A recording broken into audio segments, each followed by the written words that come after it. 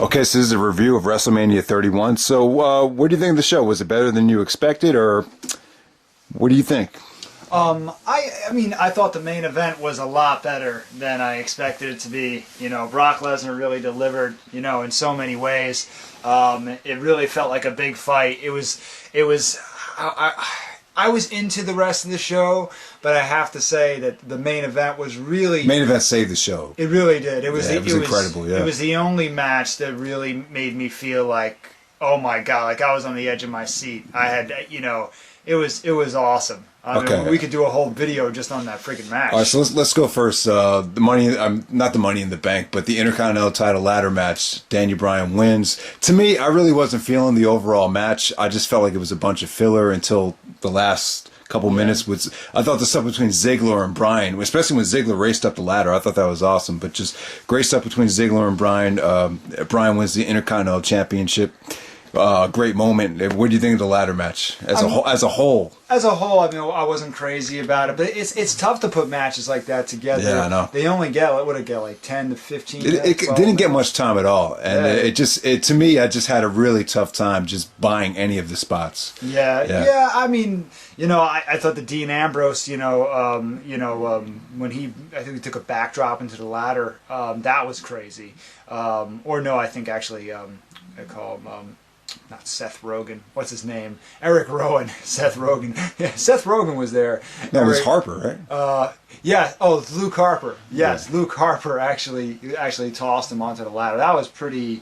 That was a scary spot. But for Dean Ambrose. But aside from that, I have a hard time getting into those ladder matches. I'm happy to see Daniel Bryan have the IC title. I thought it was great later in the night when all the legends came out and congratulated him, and Bret Hart was the last one to do it. And because Bret Hart, in my opinion, was the greatest Intercontinental champion, you know, of all time. You know, you can argue Shawn Michaels was, or Razor Ramon was. Mr. Perfect, yeah. Mr. Perfect, but I'd put Bret Hart as my number one. Right, so cool. That was pretty cool. Yeah, it was a great moment. It wasn't a great ladder match.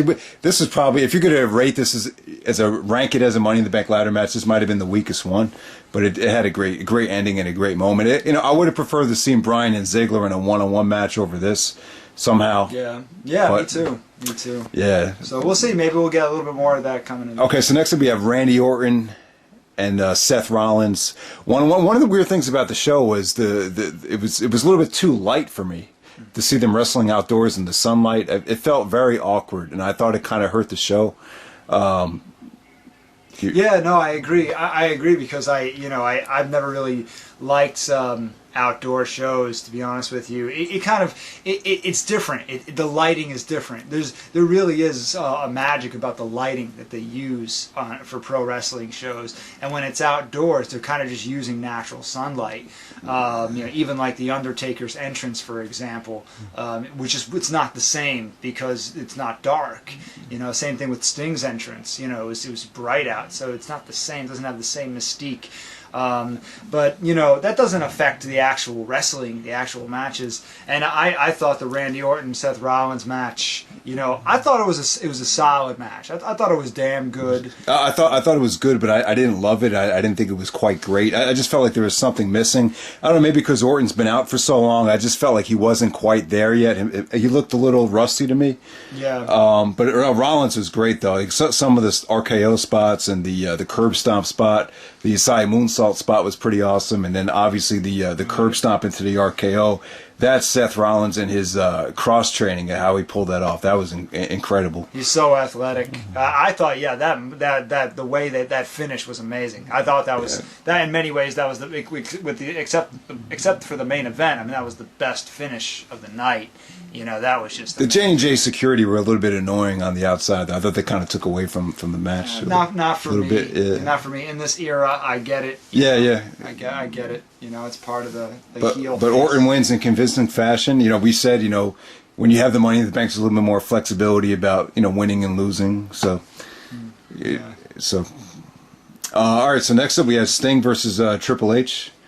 Honestly, I really didn't care for this. See, this is the type of match that people wanted to see during the Invasion, and that's why I love the Invasion, because you really didn't get stuff like this. The DX versus NWO, Sting versus Triple H. I thought it was a little bit too overbooked, but the crowd was into it. There were some great WrestleMania moments. We saw Shawn Michaels with the super kick. I actually thought Sting looked great. I thought this was a great performance for Sting. Give him a lot of credit. There had to be a lot of nerves for his first WrestleMania match. I was hoping Sting would win, but I think the mindset was Sting has to pay his dues before he gets a big WrestleMania type of victory. But, what do you think of Sting and Triple H and the overbooking with DX and the NWO? It was kind of weird because, Scott Hall and Kevin Nash are more of Triple H supporters than Sting supporters. So, right. But I guess that all that stuff went out the window. Yeah, it was just fun. This was just about having fun. I think no one really buys into the fact that DX hated NWO and, all of that. Don't get me wrong. At that time, I'm sure those guys were, competing against each other, but indirectly, not directly. But who cares? It was fun. It was fun. I should have called it, but I knew Shawn Michaels was going to come out. Right before he did it, I knew it was going to happen. Yeah, I would have loved to seen Flair come out and help Sting, but it just that wouldn't have made sense. Triple H gets the victory. Well, at one point we were like, who's going to come out next? Goldberg? It surprised me. It would have been cool to see Goldberg just come out and, I don't know. I just like to see that. It got to the point where you were like, oh, who's going to come out next? So that kind of took away from the in-ring stuff for me. I would have liked to see Triple H and Sting to see what they could actually do one-on-one. But, it was what it was. All right, so next match we'll talk about, the Divas match. AJ and Paige taking on the Bellas. I don't really want to spend a lot of time on it. I thought it was good. I thought they all looked great. They worked hard. It was fine. Next up, was it Cena and Rusev? Cena Rusev was awesome because of the entrances. Rusev's entrance with the Russian national anthem and Lana coming out was incredible. It'll give you that Rocky IV type of feel. But you would have been cool to see Cena come out with the James Brown song "Living in America," dressed up like Apollo Creed. I really felt that would have been incredible. They should have gone. They should have went for that because that's what it felt like. They had the Russian national anthem, and there was. I swear to God, I could be wrong, but I swear there was a Rocky IV chant during the match. No, there was. It was. Yeah. And they should have gone in that direction. They still could have brought it back to the intensity that I'm sure Cena wanted. But I'll tell you, this match disappointed me. I thought the Fastlane match was better.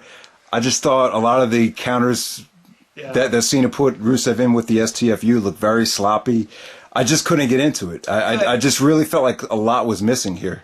It felt like the Bray Wyatt match from last year. I thought the Bray Wyatt match was probably better. I feel like this is a good example where the feud was so good they had to have a match that was equally good. Because I really felt like, to be honest with you, leading up to this WrestleMania, the feud that I was most enthralled by was Cena and Rusev. I thought they did a great job building up for this.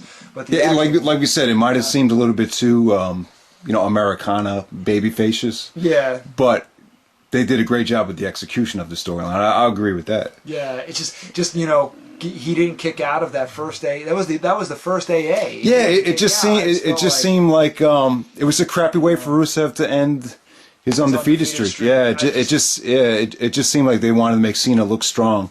Right. I wouldn't say it's a crappy way. It is John Cena. It is WrestleMania. But they could have. I feel like they could have, made it even like more solidified. They could have solidified it. It could have been more of a definite victory, against Rusev. See, I think this needed a street fight, last man standing stipulation. I think once they have that type of match, it could be amazing. It was just, to me, it was just missing some kind of intensity. And overall, this crowd was. I don't want to crap on the crowd because it's tough when you have that many people there.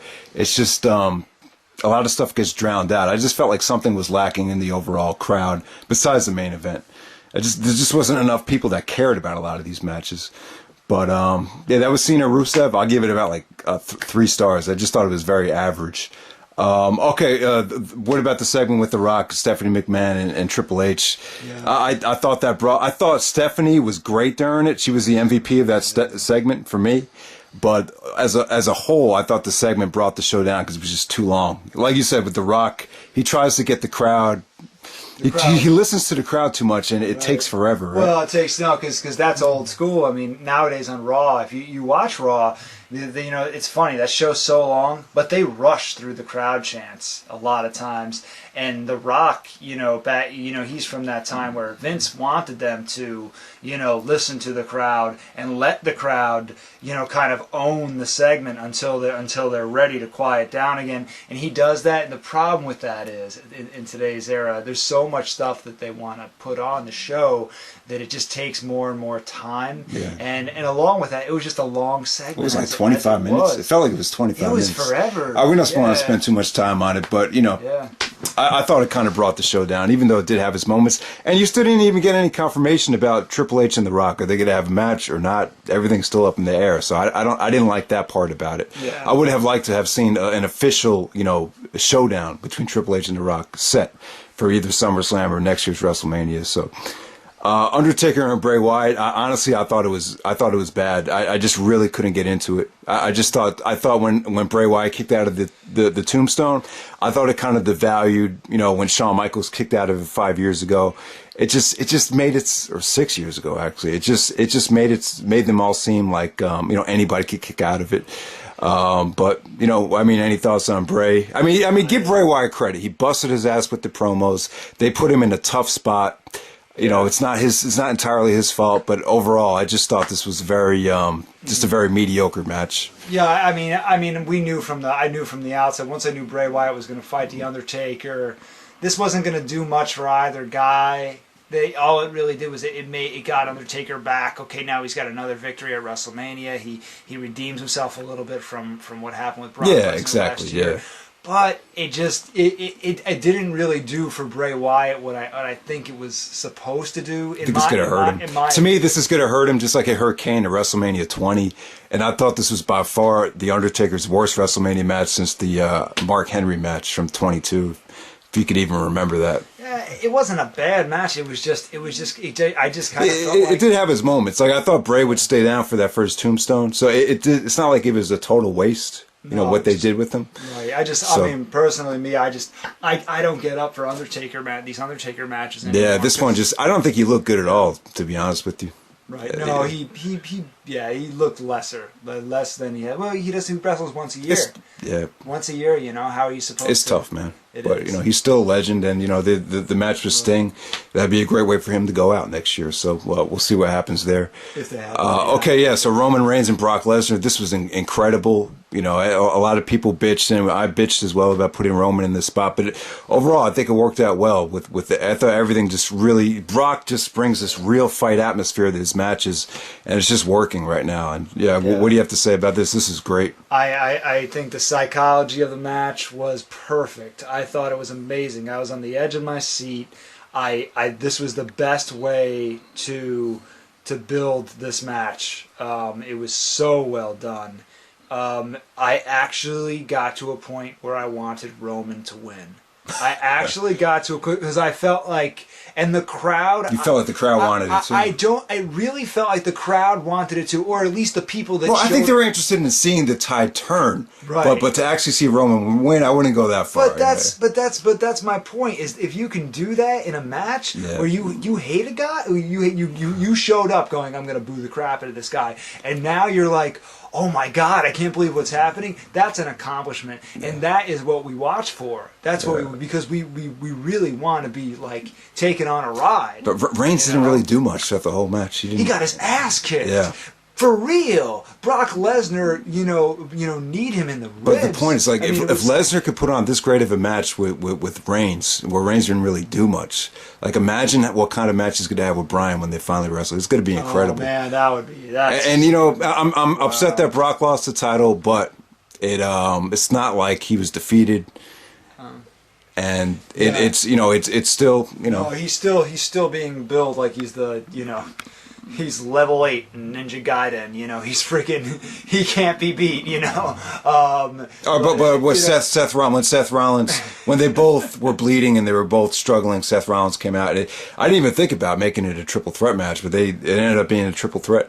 Yeah, which shocked the is shit out of me. I didn't know you could do that. I guess now we know you can do. Unless I don't know if that's ever been done before. No, but, never. I didn't know you could enter yourself. But the way the match is going. booked, it made total sense, though. Yeah, absolutely. I mean, it was a little risky for him to do it in a triple threat situation, actually, because then Lesnar or Roman for WrestleMania, it makes total sense. Yeah, it was so cool. It was great. I mean, I have somewhat mixed feelings on it. Like on one hand, I'm like, this is awesome because I love Seth Rollins. He's amazing. He's the best out there right now. They had him win in kind of a cowardly way. I would have loved to have seen just Lesnar and Rollins one-on-one and Rollins winning with the Phoenix Splash.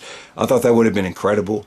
Yeah, but I am dying to see Lesnar and Rollins one-on-one. I think that would be fucking an amazing match. That could be really, really. But give credit to Roman Reigns, man. He took a lot of heat. We were kind of hard on him, but I thought when it was time for him to get his offense in, I thought he looked good. It was amazing. The psychology was great because he had to hit him with the Superman punch over and over and over again. It felt like a real fight. And you said something to me like Lesnar's not taking any fake punches. No. He said if you're going to punch Lesnar, you either hit him for real. I'm assuming he tells the guys he works with. Yeah, just knock him out. To actually hit him because I don't think he doesn't like shadow punches. He likes to be hit, and that's why he bleeds. Is because I think he got opened up in the beginning of the match. That looked like the hard way, the first punch. Yeah, he got hit for real. And that's why we got so drawn into it. I mean, it's really unique. It's incredible though because I thought the crowd was terrible the whole night, but at the main event they were great. So.